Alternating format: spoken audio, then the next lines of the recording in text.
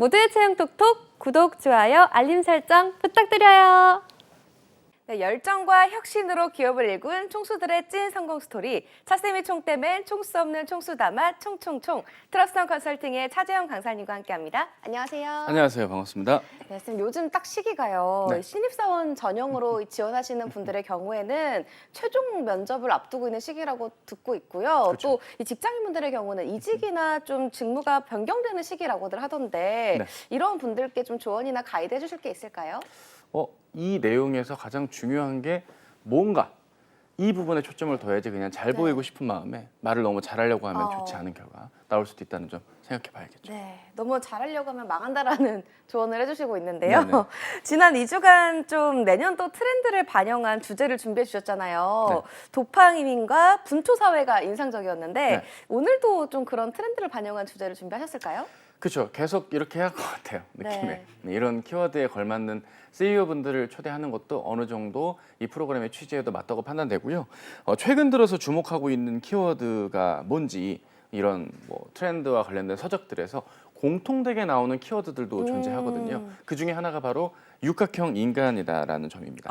6가지 면모라고 할 수 있는 신체, 정신, 감정, 사회, 문화, 영성 이 부분이 균형 있게 발전이 된 사람을 네. 육각형 인간이라고 흔히 말을 합니다.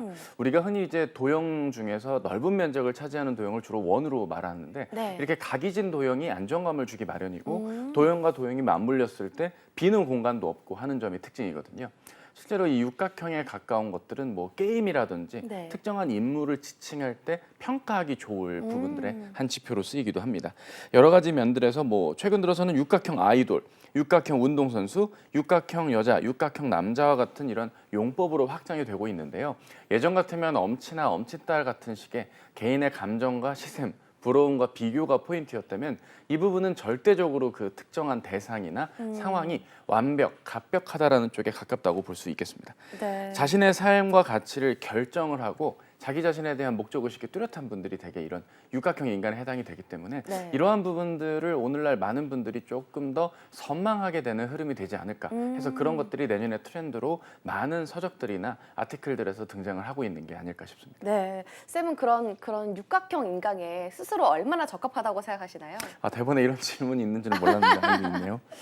저는 한 삼각형 정도 아닐까 싶습니다. 저는 자기주도적, 윤리적, 글로벌. 제가 또 네. 인도에서 나고 자란 건 아니죠. 한 네. 2년 있었기 때문에 글로벌이고 윤리적인 거 아직까지 그런 것 같고요. 네. 자기주도적으로 이 방송하고 있잖아요. 그러니까 저는 삼각형. 그리고 제가 좀 이 얘기를 왜 하는지 모르겠는데 제가 좀 통수가 눌린 뒤통수라 네. 이게 또 옆장구예요. 그래가지고 중학교 때 머리를 짧게 자르면 이게 역삼각형이라서 별명이 삼각주였거든요. 그래서 저는 삼각형 인재. 맞습니다. 이렇게 마무리를 하고 빨리 오늘 내용을 들어가야 될 것 같습니다. 알겠습니다. 쌤처럼 네. 삼각형 인간들 우리 많이 MC 있을 것 연지는 같은데요. 몇 각형인가요? 전 육각형으로 가겠습니다.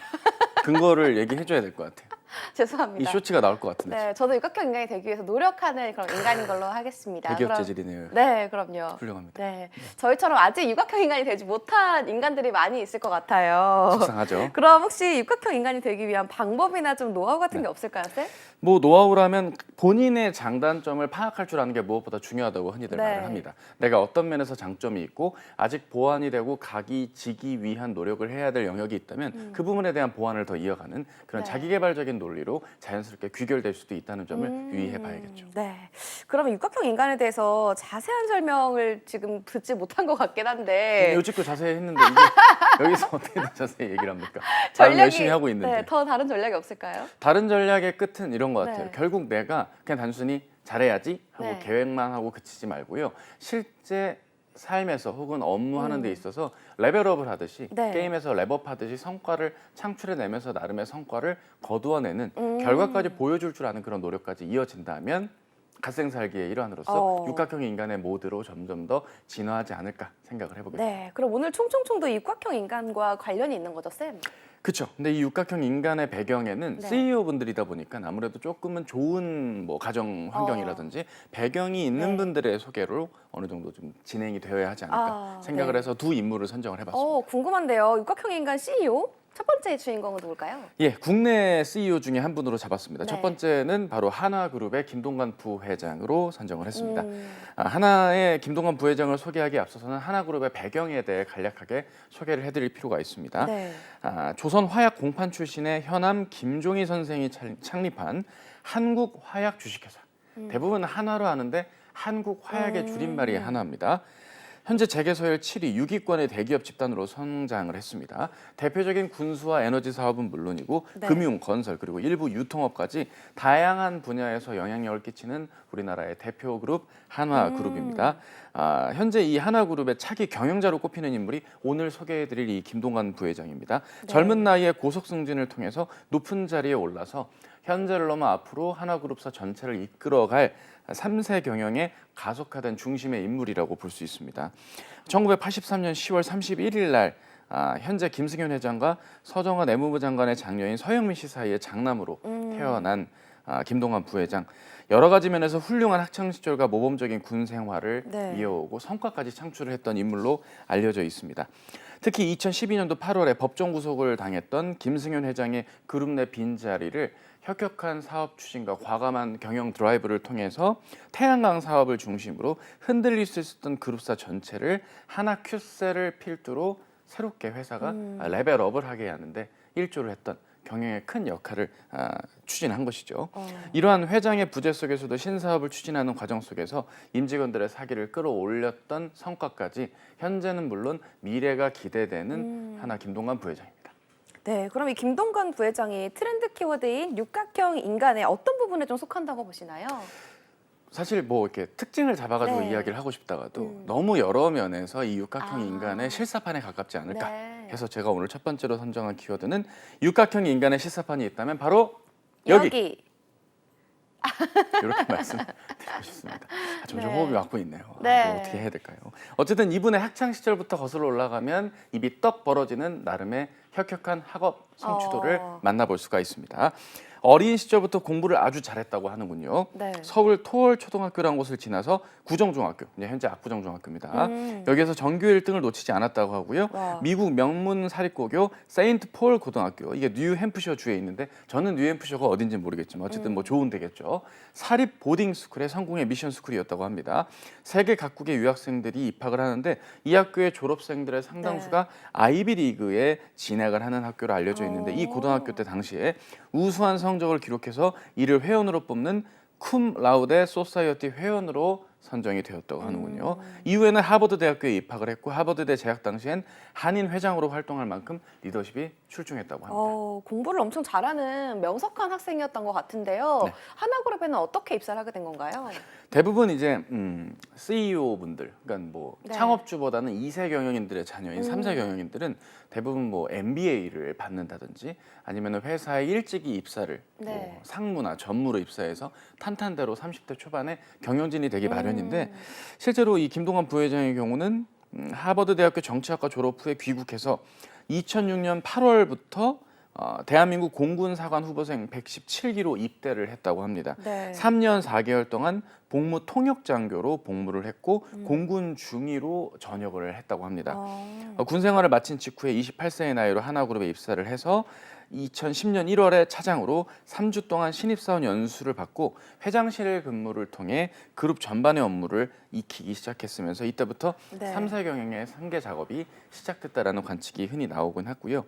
그 이후에 빠른 속도로 고속 승진을 해서 2013년도에는 하나큐셀의 전략 마케팅 실장, 2014년 9월에는 하나솔라원 영업 담당 실장, 3개월 후에는 하나큐셀 상무, 그 이후에는 상무 이후에 전무 이후엔 태양광 사업을 통해 네. 특정한 사업 부문의 성과를 인정받아서 마케팅 최고 책임자로 2019년 그리고 2022년 8월에 이르러서는 하나그룹 부회장으로 올라오게 됩니다.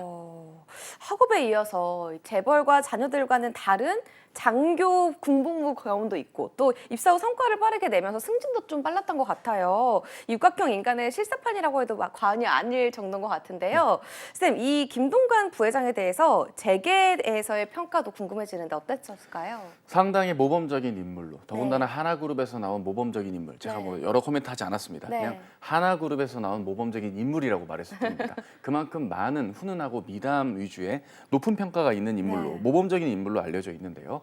오랜 유학 생활을 통해 되게 국제적인 매너를 갖추었다는 점은 널리 알려져 있습니다. 지금도 유튜브에 클립을 검색하면 특정한 인터뷰 장면들이 나오거든요. 굉장히 영어를 유창하게 구사하는 편이고 일반적인 CEO들의 영어가 사실 글로비쉬에 가까울 만큼 발음이 좀 유창하다는 쪽에는 가깝진 못하지만 네. 물론 영어 실력들은 출중하시지만 김동완 부회장은 영어 실력도 출중하고 발음도 워낙 네이티브에 가까울 만큼 정확한 것으로 알려져 있습니다.